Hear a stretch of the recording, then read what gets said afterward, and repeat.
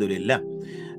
What if the Imam leading Salah doesn't point his toes towards the Qibla of the Qibla all the time, lifts his trousers when going in sujood? Should one still pray in Jama'ah? Absolutely. If we're going to start sort of nitpicking as to what the Imam is doing, the Imam's responsibility is the Imam's responsibility. We leave the Imam to have that responsibility, and he has ulama behind. I'm assuming this, if this is in the house, then obviously this is your husband, or this is the lady's husband, then obviously the lady can have a word with her husband if she feels that's the case.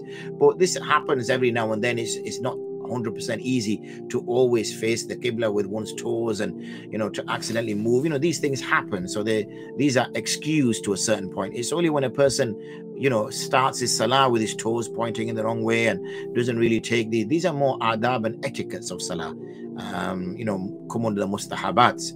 They wouldn't necessarily be under the faraid or the wajibat. So therefore these should be encouraged and reminded if for whatever reason a person doesn't act on them.